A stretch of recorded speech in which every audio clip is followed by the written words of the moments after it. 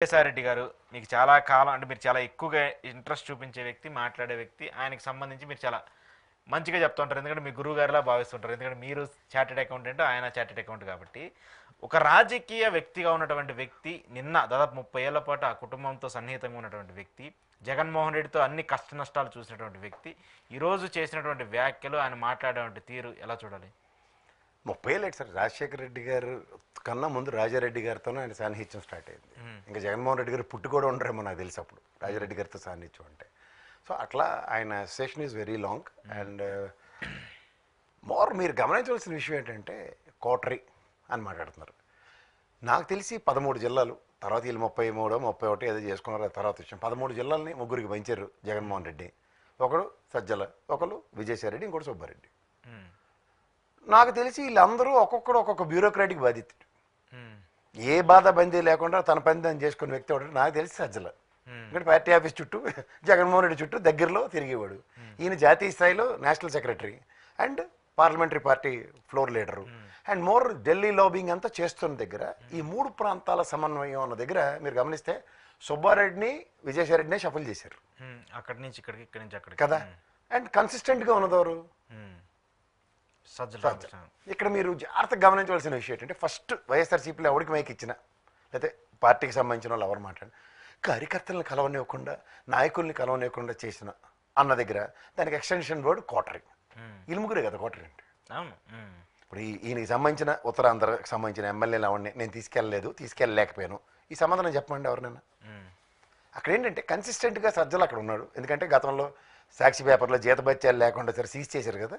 జీతభత్యాలు అవి లేకుండా వెట్టి సేకరి చేసే అలవాటు, నా బంధువు అనే పార్టీ చుట్టూ తిరుగుతున్న పాపానికి ఏ మాట అన్నా పడతాడు అన్న దగ్గర ఒక కాన్స్పిరసీ థియరీని అడాప్ట్ చేశారు. ఇప్పుడు జైట్కి అప్పుడు వచ్చినా సరే ఫస్ట్ బడబాగ్నేటి ఎవరిని కలవనివ్వకుండా చేస్తున్నారు. తర్వాత కన్సిస్టెంట్గా అందరూ ఏం మాడుతున్నారు, సజ్జల గారి నుంచే అసలు కలవనివ్వడు, ఏం చేయరు, ఇవే కదా అప్పవాదు. అసలు వీళ్ళు ముగ్గురు సమపాలలో తీసుకోవాలి. ఆ ధర్మారెడ్డి దేద్రానికి సుబ్బారెడ్డి ఆ తిరుపతి దేవస్థానం చైర్మన్ ఇచ్చారు, అక్కడ భజన చేసుకుంటూ కూర్చున్నాడు ఆయన. మరి కార్యకర్తలు నేడు చేశారు, మొత్తం నొన్న గుండు గీసారు కదా నియోజకవర్గాల్లో. నేను అవునంటారు కదంటారా, మొత్తం ఎత్తుపోయిందంతా ముగ్గురు సమంగా పంచుకుంటే 11 స్థానాలకు పరిమితం అయ్యారు. వీళ్ళదే కదా ఫస్ట్ బాధ్యత, ముగ్గురిదే బాధ్యత. నేను ఇంకెవడో వేరే కొత్త తీసుకున్నాను. ఇక్కడ మీకు బ్యూరోక్రాట్స్ అన్న వాళ్ళు ఎలా ఉంటారంటే ముఖ్యమంత్రి దగ్గర ఏమాత్రం అవకాశం దొరికినా సొరచేపల లోపల దూరిపోతారు, మిగిలిన వాళ్ళందరినీ ఎత్తి అవతల విసిరేస్తారు.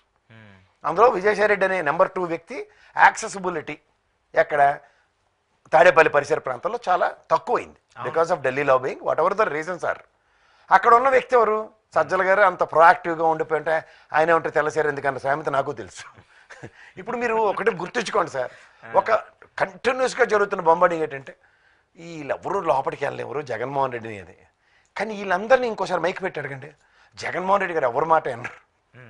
ఇది కాంట్రడిక్షనే కదా, ఆయనే చేస్తారు కదా. ఇప్పుడు కాంగ్రెస్ పార్టీని విభేదిస్తాను, సోనియాతో యుద్ధం చేసి బయటకు వస్తాను అన్నప్పుడు కడుపు కన్నం తిన్నాడు ఎవడు, సాయి ప్రతాప్ గారి కన్నా తోపవడం లేడు కదా.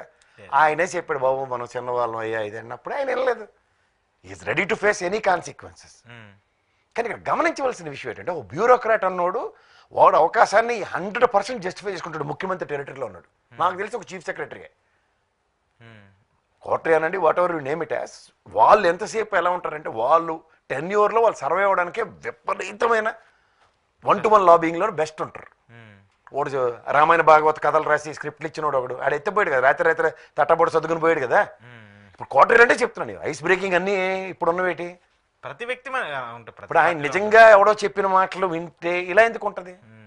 ఫస్ట్ దరిద్రం ఈ ఐప్యాక్, ఆ ఋషిగాడు ఎవడో నిలబడి 175 ఆ దిక్కుమాలు వచ్చారని ఇంగ్లీష్లో మాట్లాడుకుని ప్రాణాలు తినేస్తున్నప్పుడు అప్పుడు ఏంటి నేను ఎన్నోసార్లు చెప్పా ఈ రీసెంట్ పాస్ట్ దీంట్లో ఒక కాంగ్రెస్ అనే ఒక మహాశక్తి ఎలా డ్యామేజ్ చేస్తుంది అన్న దగ్గర వీళ్ళందరూ సిద్ధం సభలతో వీళ్ళ దగ్గర ఉన్నవన్నీ ఇలా డిస్ప్లే చేసుకున్నారు. ఆ దగ్గర వాళ్ళ నిస్సహాయతని 30-35%కి మించి మాకు ఓటు బ్యాంక్ లేదు రాయలసీమ పరిసర ప్రాంతాల్లోనే, తెలుగుదేశం వాళ్ళ చేతకంతాను వైఎస్ఆర్సీపీతో పోటీ చేయాలంటే మనం ముగ్గురం కలవాలన్న దగ్గర అందరికీ కామన్ శత్రు జగన్మోహన్ రెడ్డి. కాంగ్రెస్ అన్న తీసుకొచ్చి వాళ్ళని కూడా మేము మీతో కలవలేము, డైరెక్ట్గా ఒప్పుకోదు, అక్కడ తెలంగాణ అంటే అమాయకులను చేసి కలిసాం కానీ ఇక్కడైతే దొరికిపోతాం కోడిపెట్టాలని చెప్పి బయట నుంచి. ఎప్పుడైతే ఈ మూవ్ ఇక్కడ షర్మిలని పార్టీని విలీనం చేసి ఆమెను తీసుకొచ్చి ఆంధ్రప్రదేశ్ అధ్యక్షురాలు చేశారంటేనే స్థిరంగా ఒక నియోజకవర్గంలో గండికోట శ్రీకాంతరెడ్డిని అడగండి, లేకపోతే బొత్స సత్యనారాయణ గారు అంటే పెద్దిరెడ్డిని అడగండి, వాళ్ళు చెప్తారు కదా కాంగ్రెస్ నుంచి ఎన్నాళ్ళు బట్టి అక్కడ సచ్చారు కదా జీవితం అంతాను. ఏం చెప్పాలా? సార్ ఒక నిర్దిష్టమైన ఓటు బ్యాంక్ ఉంటుంది. పెద్ద పవనైనా చిన్న పవనైనా ఒక కర్రతోనే కొట్టమన్నారు. మనం కాంగ్రెస్ని తోకలో ప్రయాణం వచ్చి మొత్తం అంతా చంపించామని భ్రమల్లో ఉన్నాం. అదే 10,000 బిలో ఓట్లు 17 నియోజకవర్గాలు, మిగిలినవి 20,000 ఓట్ల లోపలే 34 నియోజకవర్గాలు. ఇది ప్లస్ 11 కలిపితే దగ్గర 70 నియోజకవర్గాలు. ఆయన ఒరిజినల్ మనం ఎప్పుడు చెప్తుంటాం చూడండి, 50 జేబులో పెట్టుకుని నువ్వు తిరుగుతున్నాడు అని. దానికే కొంప ముంచారు. ఫస్ట్ నీ ఒరిజినల్ ఎబిలిటీ అంటే దానికి దెబ్బేశారు. అక్కడ వీళ్ళు ముగ్గురు త్రయం ఫెయిల్యూరే. సాయిరెడ్డిది కావచ్చు, ఎవరిదైనా సరే మొహమాటం లేదు. వీళ్ళు ఎవరును ధర్మారెడ్డి గారిని పెట్టుకుని సుబ్బారెడ్డి బెచ్చాడు ఆడుకున్నాడు. అక్కడ మొత్తం అన్ని ఎత్తుకుపోయాయి. సజ్జల ఆ టెరిటరీలో నాకు తెలిసి ఆయన రాజకీయ మేధావి, రాజకీయతనం కాదు. 2014 నుంచి విజయసాయిరెడ్డి గారు పాలిటిక్స్లో యాక్టివ్ అయ్యారు. అంత మునిపైతే ఆయన ప్రత్యక్ష రాజకీయాల్లో లేరు. ఏ ప్రశాంత్ కిషోర్ గడుని వీళ్ళు గెలిపించిన అంటే తప్పలు కొట్టుకుని ఒకళ్ళు గలేలు మెచ్చినప్పుడు ఏమైంది అంటే ఓడిపోగానే తూచా. ఇప్పుడు నేను ఒకటే చెప్తున్నా, ఈ కాన్స్పిరసీ థియరీలో మీరు ఎంత జాగ్రత్తగా గమనిస్తే ఇప్పుడు ఏంది బడబాగ్ని అంతా ఎక్కడ చూసినా అందరూ అంబేద్కర్ గారు చూపించినట్టు అందరూ సజ్జల రామకృష్ణారెడ్డి గారిని చూపిస్తున్నారు. సో ఈ వెంటౌట్ పాయింట్, ఎందుకంటే జనవరిలోనే ఎప్పుడో బయటకు వస్తున్నాడు జగన్మోహన్ రెడ్డి గారు. బయటకు వచ్చే టైం కల్లా అందరూ వచ్చిన వాళ్ళందరూ చెవులు తినేస్తున్నారు కూడా, ఈ సజ్జలేనని మమ్మల్ని అంత చేసిందంటే ఆయన ఎటు చేశాడు, ఇదేంటిది నా దగ్గర అన్నది అందరికీ తెలిసే కదా. సో ఈ ప్రజల్లో ఈ బడబాగ్ నుండి బయటికి తీయాలంటే ఆయన దగ్గర ఉన్న ట్రంప్ కార్డులు ఎవరు, మళ్ళీ ముగ్గురే. వీళ్ళిద్దరూ కలిపి బాబా మీ సాటి చెప్తే అలా ఆల్రెడీ బాలినేనాడు గొంప ముంచి వెళ్ళిపోయాడు. అక్క చెల్లి ప్రాణాలు తినేసి పోయారు. ఇంకా మిగిలింది ఎవరు, వీళ్ళిద్దరే కదా. వీళ్ళిద్దరు ఈ బాబాయ్ కూడా మాట్లాడారు అనుకోండి. అంచేత ఏం చేశారు, జీతం లేకుండాను పనిచేసి చేగదనంలో నిలబడ్డ